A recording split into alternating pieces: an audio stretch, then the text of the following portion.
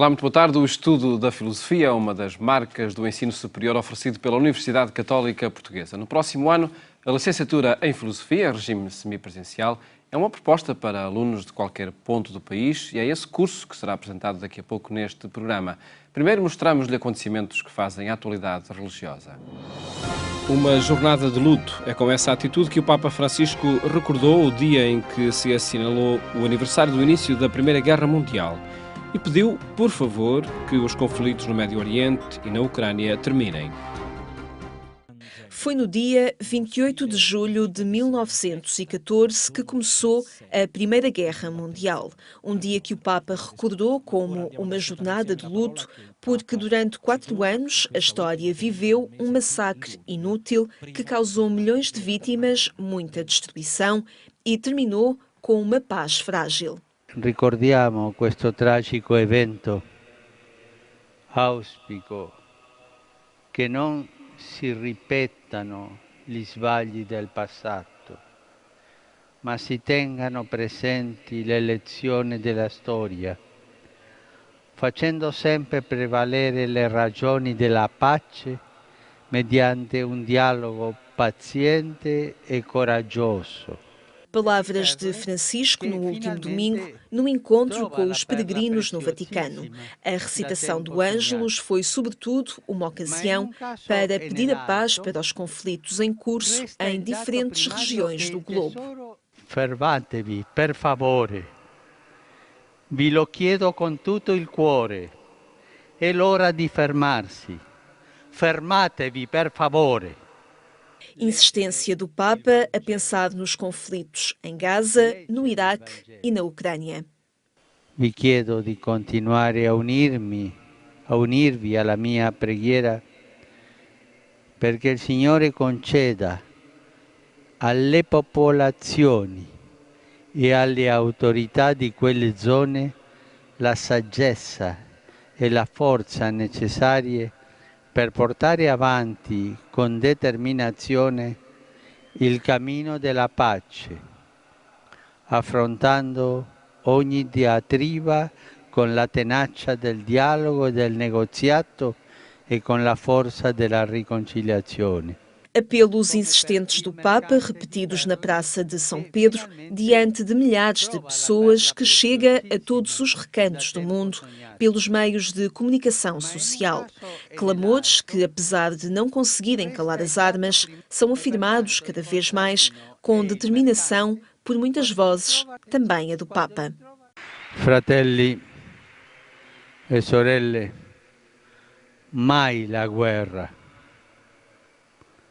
Mai la guerra.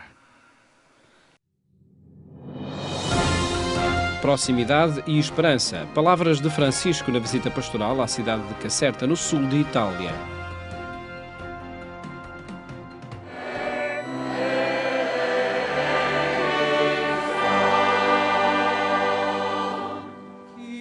O Papa Francisco esteve no passado sábado em Caserta, cumprindo o primeiro de 2 dias de visita à cidade italiana, na região de Campânia, a sul de Roma.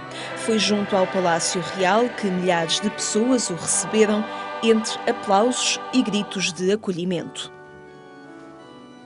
O Papa passeou no meio da multidão, a bordo de um jipe branco, minutos antes de dar início à celebração, marcada por palavras de proximidade a Jesus e incitando a uma relação plena de alegria.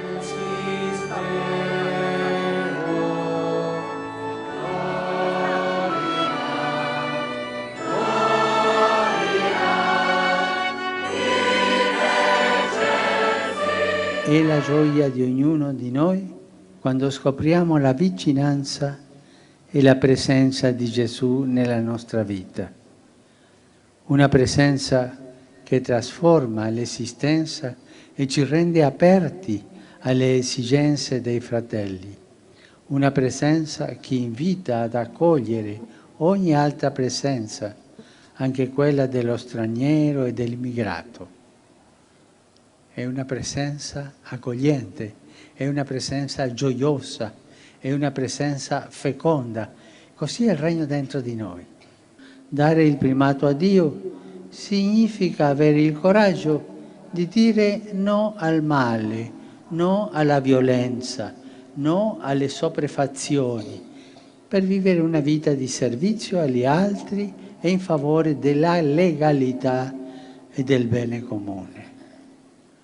Quando una persona scopre Dio, il vero tesoro, abbandona uno stile di vita egoistico e cerca di condividere con gli altri la carità che viene da Dio. Chi diventa amico di Dio ama i fratelli, si impegna a salvaguardare la loro vita e la loro salute anche rispettando l'ambiente e la natura. No dia em que se celebravam os avós, Francisco lembrou ainda Santa Ana, avó de Jesus e padroeira da cidade, recordando a grande tarefa de preparar Maria para ser Rainha dos céus e da terra. Francisco terminou a homilia com palavras de esperança. Abbiate speranza. La speranza non delude. E a me piace ripetere, non lasciatevi rubare la speranza. O dia de Francisco em Caserta foi ainda marcado por um encontro com o clero e os bispos num diálogo onde o Papa deixou indicações para a forma de se ser padre no século XXI. Esta segunda-feira, o Papa regressou a Caserta para um encontro privado com o pastor evangélico Giovanni Traietino e a sua comunidade. Roberto Carneiro foi homenageado pelo seu percurso académico, tanto em Portugal como no exterior. Uma distinção do homem e das suas qualidades de lutador pelo desenvolvimento humano. O trabalho e a paixão pela educação em Roberto Carneiro motivaram uma homenagem pública. No auditório do Instituto Universitário de Lisboa, o itinerário do antigo Ministro da Educação e os valores que determinam o seu percurso de vida foram evocados, realçando o contributo que deu à investigação académica sobre o tema e a sua aplicação em contextos nacionais e internacionais. O engenheiro Roberto Carneiro é uma pessoa a quem o país muito deve, dedicou toda a sua vida ao estudo das políticas de educação e de como melhorar e modernizar o sistema de educação, não só no nosso país, mas em muitos países, porque ele, como grande perito nesta área, não só serviu as necessidades de Portugal, como colaborou com as mais importantes instituições no plano mundial. As suas qualidades são reconhecidas além fronteiras. Este cidadão português, com raízes macaenses, desempenhou vários cargos e sempre lutou por um sistema de ensino melhor e mais justo. Também na Fundação Calouste Gulbenkian prestou um grande contributo nos trabalhos de reflexão nesta área para Portugal e nos países de língua oficial portuguesa. Foi dos poucos ministros que conseguiu cumprir todo um mandato de governo, só 3 ministros o conseguiram, e foi naturalmente pelo seu talento, pela sua determinação, pelo seu empenho, e a ele devemos a lei de bases do sistema educativo, que ainda hoje está em vigor, que tem sofrido ajustamentos, mas que tem sido uma base de entendimento muito importante entre todas as forças políticas que têm tido responsabilidades de governar Portugal. E como tem afirmado em diversas circunstâncias o nosso querido homenageado, a excessiva orientação utilitária dos fins da educação representa uma atrofia inaceitável do seu escopo mais nobre, o qual deve compreender preocupações mais vastas do desenvolvimento e que se contêm em objetivos irredutíveis do progresso humano e social.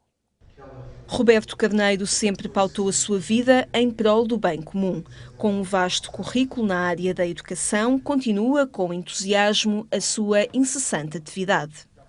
Ele foi um dos nossos melhores, um dos nossos maiores, pelo que fez pelo bem público e, sobretudo, pelo que fez pelo valor mais estimável do nosso país, que é a qualidade dos nossos recursos humanos, que melhorou muito nestes últimos 40 anos e de que ele foi um grande responsável. O humanismo do novo século envolve, afinal, a aprender, a conhecer, a fazer, a viver em comum. Afinal, aprender a ser, aprender a viver juntos. A cultura é sempre uma construção comunitária e social. É o grande desafio do mundo contemporâneo. Casado com Maria do Rosário Carneiro, é pai de 9 filhos e filhas, entre as quais a maestrina Joana Carneiro. O homenageado tem formação em Engenharia Química, Economia, Recursos Humanos e Educação. Um homem polifacetado, além de ser um grande commis d'état, como dizem os franceses, uma pessoa muito comprometida com o interesse público, foi também um notável cidadão em geral, um líder de uma família exemplar e uma pessoa cujos valores e afetos estão sempre presentes. A homenagem a Roberto Carneiro, em destaque o contributo que continua a prestar à educação em Portugal.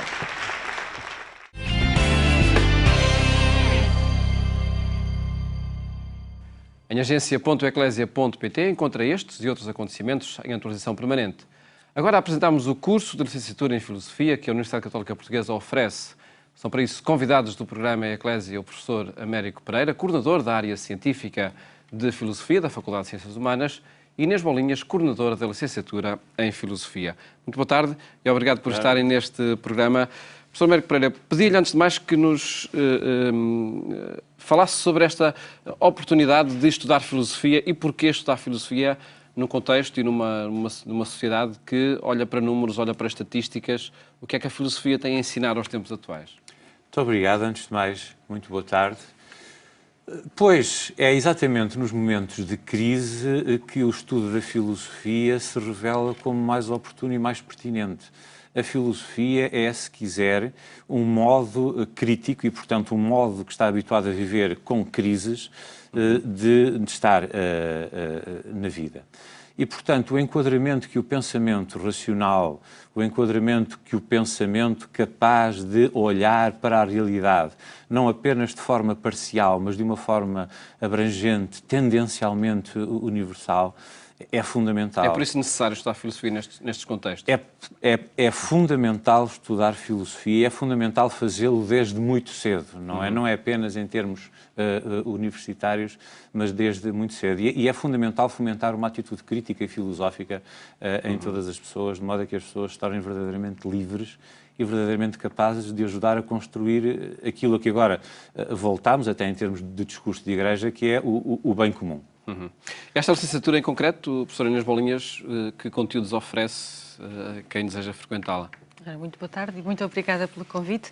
Esta licenciatura apresenta um plano curricular muito diversificado que abrange desde áreas fundamentais da filosofia, portanto já clássicas, por assim dizer, a antropologia filosófica, a axiologia e ética, a ontologia, a teologia filosófica, e oferece também uma série de outras disciplinas mais contemporâneas, abordagens mais contemporâneas, como sejam, por exemplo, a filosofia da natureza e do ambiente, a filosofia da consciência, a filosofia do trabalho e da técnica. Portanto, trata-se de um curso clássico, neste sentido, porque atrás de nós vem uma tradição milenar do estudo da filosofia e também uma tradição já de mais de 3 décadas de ensino da filosofia na Universidade Católica.